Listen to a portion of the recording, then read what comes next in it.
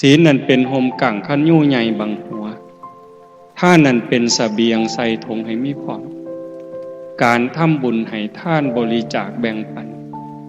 คนอื่นได้ใส่ได้ซอยได้อยู่ได้กินจากการอนุเคราะห์ช่วยเหลือของเฮาหัน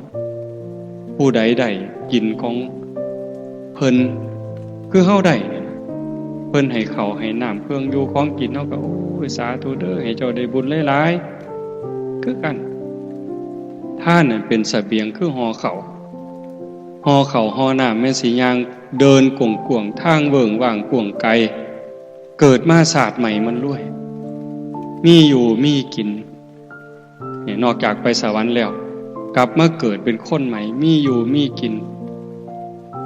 ให้หน้าก็หลายเข่าก็เต็มเหล่างวกไปนั่นก็มีงวกไปนี่ก็มีบ่ขาดบ่เคินพ่อหยิบพ่อใส่อยากเฮ็ดบุญก็ได้อยากซอยเหลือคนก็ได้สิกินเองก็ได้สิสร้างหยังก็ได้บ่ขัดสนอันนั้นเกิดจากอานิสงส์ของท่าน